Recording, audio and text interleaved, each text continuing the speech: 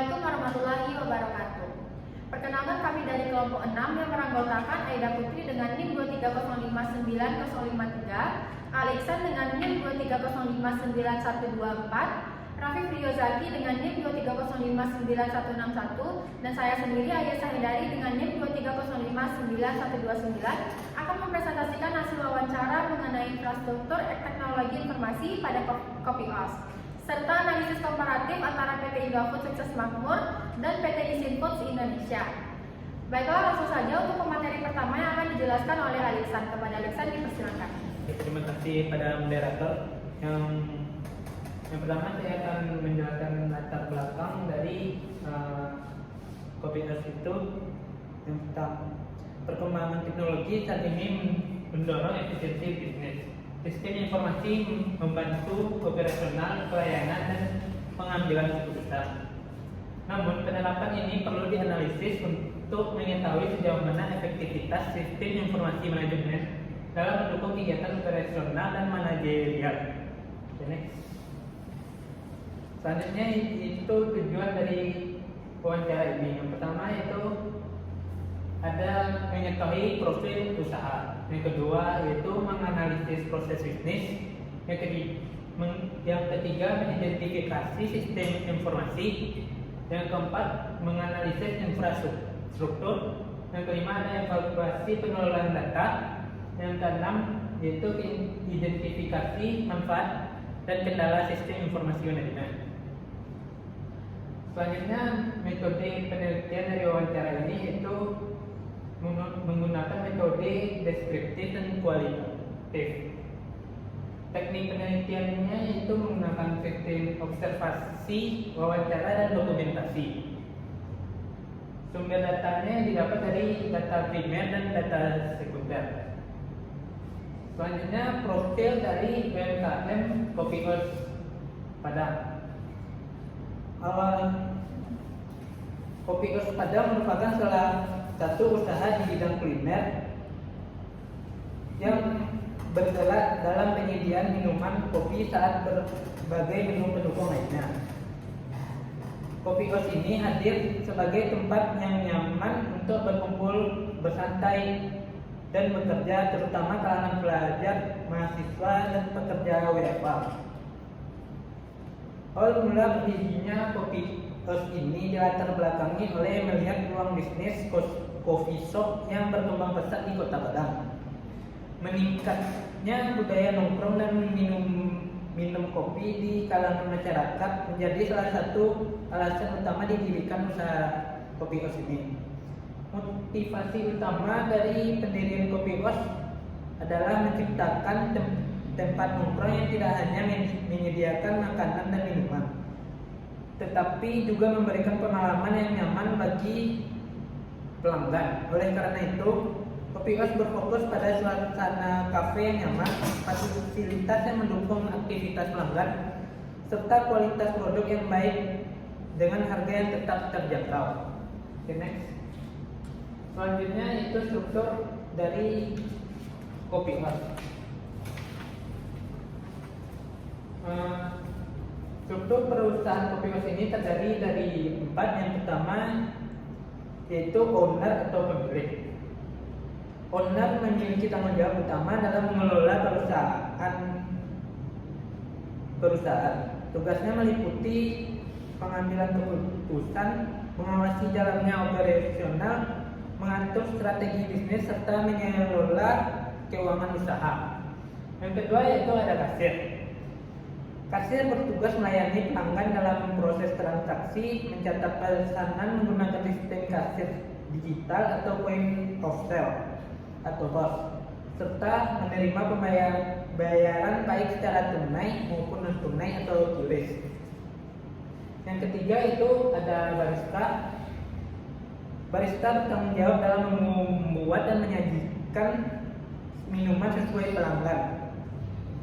Selain itu, barista juga menjaga kualitas rasa dan tampilan produk agar tetap sesuai standar.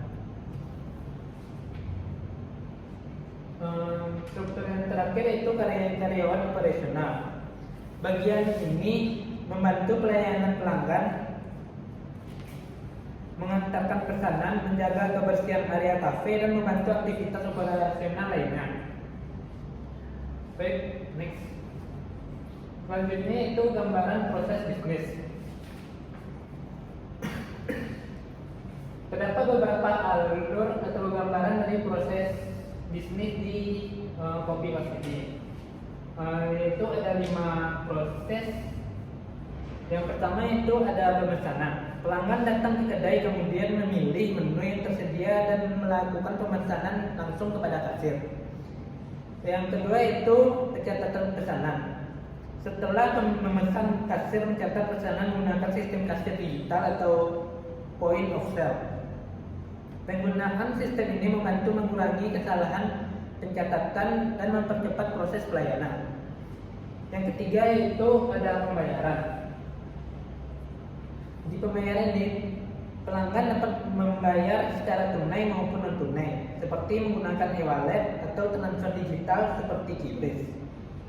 Sistem pembayaran digital ini memberikan kemudahan dan efisiensi dalam transaksi.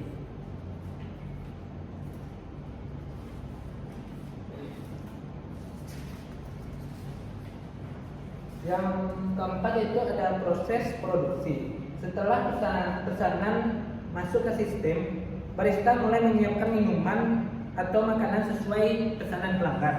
Pada tahap ini, kualitas produk menjadi fokus utama agar pelanggan merasa puas. Yang terakhir itu ada penyajian. Setelah pesanan selesai dibuat, produk diserahkan kepada pelanggan untuk dinikmati. Selanjutnya itu ada jenis sistem informasi. Dalam menjalankan operasional bisnis, Kopios telah menggunakan sistem informasi untuk membantu pelayanan dan transaksi agar lebih efektif dan efisien. Sistem informasi yang digunakan oleh Kopios salah satunya yaitu point of sale dan juga QRIS. Untuk penjelasan pertama itu saya akan menjelaskan dari point of sale itu. Point of sale adalah merupakan sistem kasir digital yang digunakan untuk mendukung proses transaksi penjualan dan pencatatan pembayaran secara digital. Sistem ini membantu kasir dalam mencatat pesanan pelanggan, menghitung total pembayaran secara otomatis, serta menyimpan transaksi dengan lebih rapi dan cepat. Proses pelayanan ini menjadi lebih efisien dibandingkan pencatatan manual karena dapat mengurangi kesalahan dalam perhitungan maupun pencatatan transaksi. Selain point of sale, Kopios juga menggunakan QRIS sebagai metode pembayaran digital. QRIS digunakan agar pelanggan lebih mudah dalam melakukan transaksi non tunai yang hanya dengan menggunakan scan barcode, menggunakan aplikasi pembayaran digital seperti mobile banking atau e-wallet. Baik, hanya ini yang dapat saya sampaikan. Saya kembalikan kepada moderator. Baiklah, terima kasih kepada Alexa. Untuk materi selanjutnya itu kita silakan kepada Aida. Kepada Aida dipersilakan. Oke, baik, terima kasih moderator. Materi selanjutnya yang akan dijelaskan adalah infrastruktur teknologi yang digunakan oleh Kopios. Nah, dalam mendukung sistem informasi yang digunakan, Kopios memanfaatkan beberapa teknologi informasi. Yang pertama itu adalah perangkat keras, kedua perangkat lunak, yang juga internet. Kita mulai dari perangkat keras. Nah, perangkat keras yang digunakan oleh Kopios itu ada yang memakai tablet, mesin printer untuk mencetak struk kepada pelanggan dan juga kepada bagian produksi untuk kitchen maupun bar. Yang ketiga adalah laci kasir dan juga ada mesin dan peralatan yang digunakan di bar. Yang kedua yaitu perangkat lunak. Nah, yang pertama itu ada namanya sistem point of sale. Aplikasi yang digunakan dalam sistem POS ini yang adalah Luna. Yang kedua ada manajemen inventories, yaitu software yang digunakan untuk memantau stok bahan baku secara real time. Selanjutnya ada juga namanya sistem manajemen untuk WiFi dan juga hotspot dan juga perabot web untuk akses internet. Terakhir ada internet. Nah, di kafe Kopios itu memakai WiFi yang berkecepatan tinggi dengan manajemen hotspot yang juga mengatur akses WiFi. Selanjutnya kita masuk kepada pengelolaan data. Nah, data yang Kopios itu ada 3. Yang pertama, data penjualan harian, data stok bahan baku, dan juga data transaksi penjualan. Data ini perlu dicatat. Yang pertama tentunya untuk meningkatkan penjualan, yang kedua untuk menganalisis apakah penjualan tersebut rugi ataupun untung, dan juga sebagainya. Selanjutnya yaitu analisis SIM di Kopios. Dari sisi operasional, kasir digital dan juga QRIS terbukti mampu mempercepat kegiatan operasional dan juga pelayanan pelanggan. Namun, penerapan sistem informasi manajemen di Kopios itu masih tergolong sederhana dan juga sepenuhnya belum terintegrasi menyeluruh. Buktinya, untuk pencatatan dan juga pelaporan itu masih sangat sederhana dan juga masih belum kompleks. Selanjutnya itu adalah evaluasi efektivitas. Nah, setelah dievaluasi ternyata ketika Kopios memakai sistem informasi manajemen membuktikan bahwa efisiensi dalam operasionalnya meningkat, informasi yang ada cukup akurat dan juga namun analisis data masih terbatas dikarenakan masih memakai cara yang manual. Selanjutnya adalah analisis kelebihan sistem informasi manajemen di Kopios. Ada beberapa kelebihan dengan menggunakan sistem informasi di Kopios. Yang pertama yaitu user friendly, mudah digunakan oleh kasir maupun di level manajemen.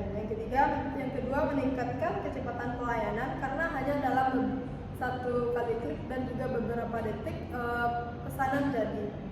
Yang ketiga itu mengurangi human error karena data sudah tercatat rapi. Yang keempat, mendukung pencatatan data secara digital, dan terakhir mendukung pembayaran digital. Next. Selanjutnya yaitu analisis kelemahan dan juga kendala sistem informasi manajemen di Kopios. Yang pertama, ketergantungan pada jaringan internet. Ini terbukti ketika jaringan internet mati atau ketika listrik mati, operasional menjadi terhenti karena tanpa ada internet dan juga listrik, operasional tidak dapat dijalankan. Yang kedua, fitur sistem yang masih terbatas. Yang ketiga, belum terintegrasi secara menyeluruh karena masih menggunakan sistem manual dan hanya beberapa yang menggunakan sistem informasi manajemen. Yang terakhir yaitu keamanan data masih sederhana. Terbukti masih belum ada backup data yang optimal dan juga masih menggunakan sistem yang manual. Selanjutnya adalah peluang pengembangan sistem informasi. Terdapat beberapa peluang yang dapat dilakukan demi meningkatkan kualitas sistem informasi di Kopios. Yang pertama, penggunaan sistem berbasis cloud yang lebih optimal. Yang kedua, integrasi sistem manajemen TOX. Yang ketiga, pemanfaatan data analisis dan juga meningkatkan keamanan data. Nah, adapun kesimpulan dari hasil wawancara kami di Kopios yaitu penerapan point of sale ataupun POS dan juga QRIS dalam bertransaksi dan juga pencatatan transaksi terbukti mampu meningkatkan efisiensi kerja, mempercepat proses pelayanan pelanggan dan juga meminimalisir kesalahan dalam rekap dan juga laporan. Namun, sistem informasi yang diterapkan masih tergolong sederhana dan belum sepenuhnya mendukung fungsi manajerial secara komprehensif. Next. Adapun rekomendasi yang dapat kami sarankan yaitu pengembangan sistem informasi terintegrasi menjadi langkah penting yang perlu dilakukan. Selain itu, pemanfaatan data yang dikumpulkan perlu ditingkatkan melalui analisis yang lebih mendalam. Di sisi lain, aspek keamanan data perlu mendapatkan perhatian serius melalui sistem backup data secara berkala. Saya kembalikan ke moderator. Baiklah, terima kasih kepada Aida. Untuk materi selanjutnya, kita silakan kepada Raffi. Terima kasih moderator. Selanjutnya saya akan membahas mengenai analisis komparasi SIM, mesin input dan juga output. Yang pertama itu saya akan membahas mengenai profil perusahaannya terlebih dahulu. Perusahaan mesin input. Perusahaan mesin input merupakan suatu anak usaha pertama dari mesin input product company. Merupakan perusahaan makanan asal Jepang yang dikenal sebagai produk pelopor mie instan di dunia. Nissin Food sendiri telah berkembang menjadi pemain global dengan jaringan operasional di Asia, Amerika maupun juga di Eropa. Dan dari sisi teknologi, Nissin semakin bergerak ke arah digitalisasi dengan menggunakan sistem ERP global, otomasi produksi, dan teknologi IoT untuk memantau proses proses manufaktur secara real time. Dan sistem informasinya mengacu pada standar yang diterapkan perusahaan itu, sehingga lebih terstandarisasi dan juga lebih mudah dikontrol. Next. Selanjutnya itu ada perusahaan Indofood Sukses Makmur. Perusahaan kedua adalah Indofood Sukses Makmur Tbk, merupakan salah satu perusahaan makanan dan minuman yang terbesar di Indonesia. Indofood sendiri memiliki struktur bisnis yang terintegrasi dari hulu ke hilir, dimulai dari proses produksinya, pengolahan makanan, dan hingga distribusi ke pasar domestik maupun juga internasional. Dan dalam perkembangan teknologinya, Indofood menerapkan sistem ERP yang berbasis SAP yang mengintegrasikan fungsi produksi, logistik, dan manajemen persediaan. Perusahaan ini juga mengembangkan bisnis intelligence untuk mendukung analisis data dan pengambilan keputusan yang lebih akurat. Selanjutnya itu ada perbandingan infrastruktur teknologi informasi PT Nisinfood dan juga Indofood. Yang pertama itu saya akan bahas mengenai yang Nisinfood terlebih dahulu. Berbeda, Nisinfood itu menggunakan infrastruktur yang lebih terstandarisasi secara global dikarenakan sistemnya sudah ditentukan oleh perusahaan induk yang ada di Jepang. Fokusnya lebih pada efisiensi proses produksi dan juga distribusi dengan tingkat kompleksitas yang lebih rendah. Dan keunggulan dari sistem ini adalah sistem yang lebih mudah dikontrol dan dikelola, dan meskipun fleksibilitasnya terbatas untuk pengembangan yang spesifik sesuai kebutuhan lokal, tapi pemantauan ini juga sudah bisa dilihat oleh perusahaan induk. Selanjutnya yaitu PT Indofood. Berbeda dengan Nisinfood, Indofood memiliki struktur teknologi informasi yang sangat terintegrasi. Mereka menggunakan kombinasi sistem ERP berbasis SAP, Supply Chain Management atau CSM, Business Intelligence, hingga teknologi Big Data dan juga Artificial Intelligence atau AI. Semua fungsi bisnis dimulai dari keuangan, produksi, hingga juga distribusi yang terhubung dalam suatu platform terpadu sehingga data bisa diakses secara real time dan oleh semua pihak. Dan infrastruktur yang didukung oleh PT Indofood juga didukung oleh analitik prediktif untuk perencanaan strategis berbasis data. Namun konsekuensinya adalah investasi yang sangat besar dan kebutuhan sumber daya manusia yang menggunakan literasi digital yang tinggi. Next. Dan materi terakhir yang dapat saya sampaikan yaitu perbandingan aplikasi sistem informasi manajemen Indofood dan juga Nisinfood. Pertama itu saya akan bahas mengenai Nisinfood terlebih dahulu. Nisinfood sebelumnya masih mengelola aset IT secara manual yang menggunakan dokumen kertas atau spreadsheet. Hal ini menyebabkan masalah seperti human error, keterlambatan informasi, dan juga kesulitan melacak akses secara akurat dan juga real time. Dan solusinya mereka mengembangkan sistem informasi manajemen aset IT yang berbasis komputer dengan metode prototype. Sistem ini mencatat semua informasi aset secara terintegrasi dimulai dari pengadaan, penggunaan, pemeliharaan, dan hingga status aset. Dan sistem ini dilengkapi dengan fitur inventory, request aset, peminjaman, hingga pembuatan laporan otomatis. Dan hasil dari sistem ini, pengelolaan aset menjadi lebih terstruktur, transparan, dan stok data bisa diakses secara real time. PT Indofood sendiri menggunakan sistem sebelum PT Indofood itu menggunakan sistem digital, Indofood menghadapi masalah serius dalam aliran informasi, terlebih di dalam komunikasi yang masih menggunakan sistem lama seperti telepon, fax, atau juga email, yang mengakibatkan informasi tidak dapat diakses secara real time dan sering terjadi duplikasi data dan juga koordinasi antar pihak yang menjadi lambat. Dan untuk mengatasi ini, Indofood mengembangkan aplikasi di supply chain management yang berbasis online, dan sistem ini mengintegrasikan seluruh pihak yang ada terlibat dalam rantai pasok, dimulai dari pemasok, agen, hingga pelanggan yang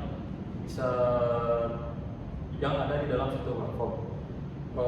Pada proses pemesanan, pengelolaan, persediaan, hingga distribusi bisa dilakukan lebih efisien, dan hasilnya biaya komunikasi lebih berkurang, keterlambatan informasi juga dapat berkurang, dan manajemen bisa mengambil keputusan secara cepat dan juga tepat.